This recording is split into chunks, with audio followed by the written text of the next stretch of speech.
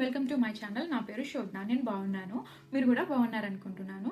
So ఈ వీడియోలో నేనేంటంటే మీకు కపుల్ వీసా ప్రాసెస్ ఎలా ఉంటుందో చెప్దాం అనుకుంటున్నాను. కపుల్ వీసా, డిపెండెంట్ వీసా ఎలా ఉంటుందో చెప్దాం అనుకుంటున్నాను. సో దీంట్లో ఏంటంటే మీరు కపుల్ వీసా ప్రాసెస్ చేయడానికి చాలా డిఫరెంట్ టైప్స్ ఉంటాయి.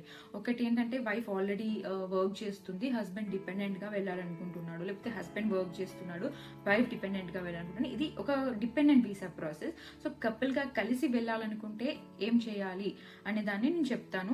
బేసిక్ కామన్గా ఇక్కడ ఆస్ట్రేలియాకి, మెల్బర్న్కి ఎలా వస్తారో దాన్ని నేను ఎగ్జాంపుల్గా తీసుకొని మీకు చెప్తాను. ఏంటంటే ఇక్కడికి వచ్చే వాళ్ళు మోస్ట్ ఆఫ్ ది పీపుల్ ఎలా ఉంటుందంటే వైఫ్ని మాస్టర్స్ చేపిస్తూ హస్బెండ్ డిపెండెంట్గా వస్తారు. ఎందుకంటే డిపెండెంట్ ఎవరైతే ఉన్నారో వాళ్ళకి అన్లిమిటెడ్ వర్క్ రైట్స్ ఉంటాయన్నమాట. సో ఇనీషియల్గా వచ్చాక ఏం జాబ్ దొరుకుతుంది, ఎలాంటి చేయాలి అవన్నీ కూడా మనకు తెలియదు. కాబట్టి most of the time and like ఏదో వస్తే అది చెయ్యాలి, ఎలా అయితే అలా పోతుంటే మనకు మంచి జాబ్స్ వచ్చేస్తాయి, అది ఇలా ప్రాసెస్ ఉంటుంది. కాబట్టి మోస్ట్ ఆఫ్ ది టైం అలా డిపెండెంట్గా వచ్చే వాళ్ళు హస్బెండే అవుతారు, వైఫ్ని మాత్రం చదివిస్తారనమాట. సో ఇది ఈజీ ఇలా రావాలంటే. కాకపోతే నేను చెప్పేది ఏంటంటే వైఫ్ ఫస్ట్ వచ్చి వెనుక హస్బెండ్ రావడం అనేది నేను చెప్పట్లేదు. అలా అది చాలా లైక్ సెకండ్ ఆప్షన్, అది వర్స్ట్ కేసులో మీరు అలా చేసుకోండి. కానీ అలా ఒకవేళ ఇక్కడికి డిపెండెంట్గా వద్దాం అనుకుంటే మాత్రం ఇద్దరు కలిసి రావడమే కరెక్ట్ ఆప్షన్. లైక్ అది మీ ఆప్షన్, మీ థాట్, మీ ఇష్టం. బట్ జస్ట్ బేసిక్గా చెప్తున్నది ఎందుకంటే దానికి చాలా టైం పడుతుంది. వైఫ్ వెళ్తుంది కదా, సో ఆల్రెడీ ఇక్కడ ఉంది, ఆల్రెడీ టైం లైక్ తను అడ్జస్ట్ అయిపోయి ఉండొచ్చు, ఏమన్నా అవ్వచ్చు. సో డిపెండెంట్ ఎందుకు వచ్చి ఏం చేస్తారు, అట్లా ఉంటుంది అనమాట క్వశ్చన్. ప్లస్ అలా కాకుండా వచ్చే ఛాన్సెస్ ఎక్కువే, but it takes more than 6 months అనమాట. నేను చూసిన చాలా కేసెస్ని బట్టి 6 months మినిమం పడుతుంది ఈ మధ్యలో అయితే. సో కపుల్ వీసా ఇద్దరు కలిసి వెళ్తే కూడా 100% ఛాన్సెస్ ఉంటాయి, మనం జెన్యున్గా అన్నీ కరెక్ట్గా పెడితే ఫార్మ్స్ అండ్ డాక్యుమెంట్స్. సో 100% ఇద్దరు కలిసి వెళ్ళొచ్చు అనమాట, వెళ్ళి కలిసి చూసుకోవచ్చు.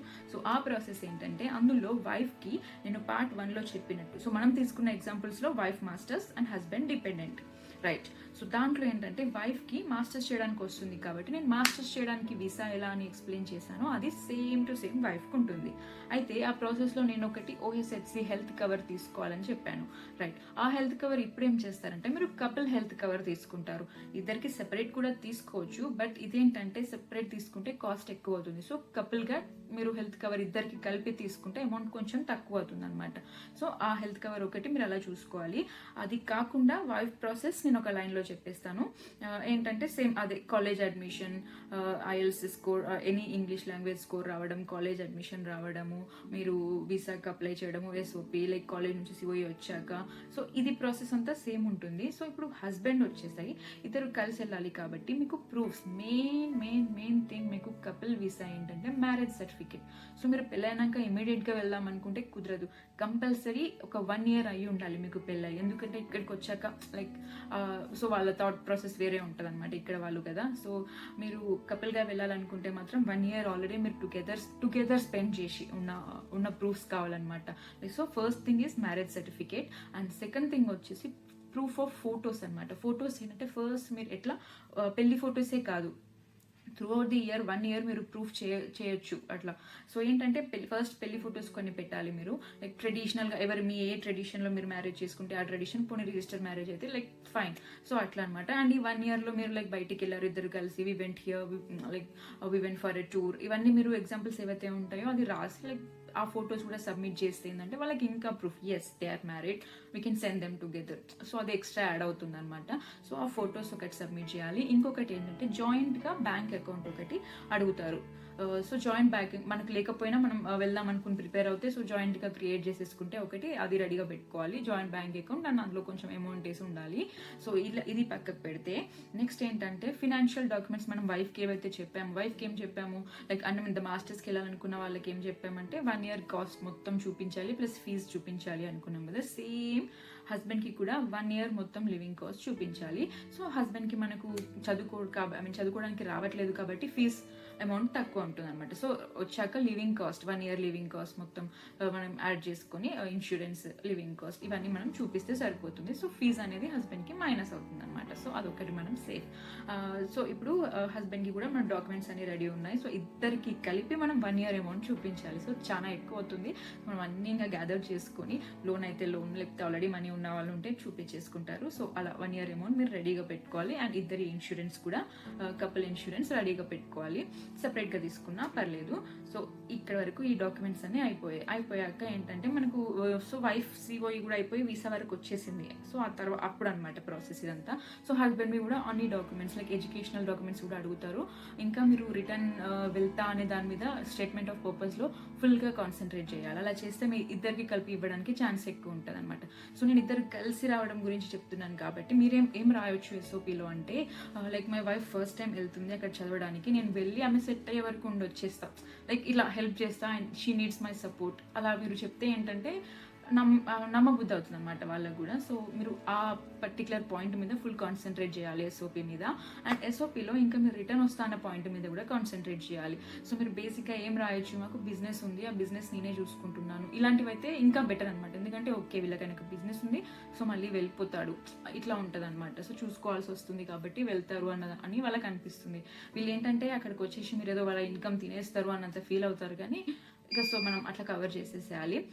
సో అయిపోతుంది అక్కడికి. మీరు డాక్యుమెంట్స్ కూడా మొత్తం అన్ని రెడీ చేసుకుంటారు. ఎడ్యుకేషనల్ డాక్యుమెంట్స్ కూడా అడుగుతారు, ప్రూఫ్స్. మీరు కూడా ఐఎల్స్ లైక్ రాయాల్సి ఉంటుంది. మనకు పెద్ద అసలు హస్బెండ్కి స్కోర్ వాళ్ళు చూడరు, ఎంత అనేది చూడరు, కానీ అక్కడికి వస్తున్నారు కాబట్టి మీకు ఇంగ్లీష్ లాంగ్వేజ్ స్కోర్ ఉంటే బెటర్ అనమాట. సో అలా థింక్ చేస్తారు వాళ్ళు. సో ఇవన్నీ డాక్యుమెంట్స్ మీరు కూడా రెడీగా పెట్టుకుని ఇవి మీరు కూడా వైఫ్తో పాటు సబ్మిట్ చేయాలన్నమాట. అంతే. ఇంకా ఇప్పుడు నేను చెప్పిన ప్రాసెస్లో మెయిన్ పాయింట్స్ వచ్చేసి ఎస్ఓపి అండి. ఎస్ఓపి అంతే, హస్బెండ్ మ్యారేజ్ సర్టిఫికేట్ అయితే ఇంకా అది మెయిన్ రీజన్. ఇట్లా సో దాంట్లో ఏం లేకుండా మంచిగా జెన్యున్గా ఇప్పుడు నేను చెప్పిన డాక్యుమెంట్స్ మీరు పెట్టేశారనుకోండి, అది పర్ఫెక్ట్ ఉంటుంది. సో ఇద్దరు కలిసి, ఇద్దరికి వీసా మీకు కన్సల్టెన్సీ ఎవరైతే ఉన్నారో వాళ్ళు ఇద్దరు కలిసి అప్లై చేయమని చెప్పండి. వాళ్ళు ఏంటంటే కంపల్సరీ మీకు చెప్తారు ఎట్లా లైక్ వైఫ్ ఫస్ట్ పంపించేద్దాము, ఇద్దరికి కలిసి అప్లై చేస్తే ఒక్కరికి రాకపోతే ఇంకొకరు కూడా వెళ్ళలేరు. సో కపుల్ వీసా వద్దు, వైఫ్ వెళ్ళిపోతుంది, తర్వాత డిపెండెంట్ వీసా ఇద్దాము అంటే ఇది చాలా వర్స్ట్ కేసులో మీరు ఓకే చెప్పండి. అంటే లైక్ ఫైన్ దూరం ఉంటే ఓకే అనిపిస్తే ఓకే, కానీ అదొక 6 months మినిమం పడుతుందని నేను చూసిన ప్రతి ఒక్కరికి 6 months. అండ్ ఇప్పుడు కోవిడ్ సీజన్లో అయితే అసలు 6 months కాదు 1 year అయినా కూడా ఎవరికి రావట్లేదు. సో కలిసి అప్లై చేసి వెళ్తే బాగుంటుంది. సరే పర్లేదు ఇలా రాదు అని మీకు అనిపిస్తే మీరు అలా సపరేట్గా చేయొచ్చు. బట్ నేనైతే అది మీకు అసలు సజెస్ట్ చేయను. కలిసి వెళ్తేనే బెటర్, ఎందుకంటే వెళ్ళి కలిసి చూసుకొని బాగుంటుంది అనమాట. సో అలా సో ఇది ప్రాసెస్ బేసిక్గా కపుల్ వీసాకి. మీరు వీసా వన్స్ చేసేస్తే ఇంకా ఇంటర్వ్యూ లాంటిది ఏమీ ఉండదు. హస్బెండ్కి కాల్ రావడం అట్లా ఏమి ఉండదు. వైఫ్కి నేను చెప్పినట్టు just masters related questions. Couple వీసాకి టైం ఎంత పడుతుందంటే మేము కొన్ని ఇయర్స్ బ్యాక్, ఇప్పుడు కోవిడ్ సీజన్ పక్కకు పెడితే ఇద్దరు కలిసి వెళ్ళాలి అనుకున్నప్పుడు ఒక 20 to 25 days మ్యాక్సిమం. లైక్ ఎంతమంది అయితే వచ్చారో వాళ్ళందరికీ 20 days, 21 days, 22, 20, 21. సో ఈ 20sలోనే ఉన్నాయన్నమాట డేస్ మాత్రం ఇద్దరికి కలిపి కూడా. లైక్ సో ఇద్దరికి ఒకేటేసారి వచ్చేస్తుంది, ఒకరికి వచ్చి ఒకటి రిజెక్ట్ అవ్వడం అంటూ లైక్ ఉండదు అనమాట. సో వీసా అప్లై చేసేస్తారు, ఇద్దరికి వచ్చేస్తుంది, ఇద్దరికి ఒకేసారి వస్తుంది. లైక్ ఒకరికి ఫస్ట్ వైఫ్కి రావడం, తర్వాత హస్బెండ్కి రావడం, ఇలా డిలేస్. సో ఆమెకు వచ్చింది నాకెప్పుడు వస్తుంది, ఇలాంటి వెయిటింగ్స్ ఏమి ఉండవు కపుల్ వీసాలో. ఇద్దరికి కలిపి అప్లై చేసేయమంటారు కాబట్టి సో ఇద్దరికి ఒకేసారి వచ్చేసి ఇద్దరికి కలిసి వెళ్ళొచ్చు అనమాట.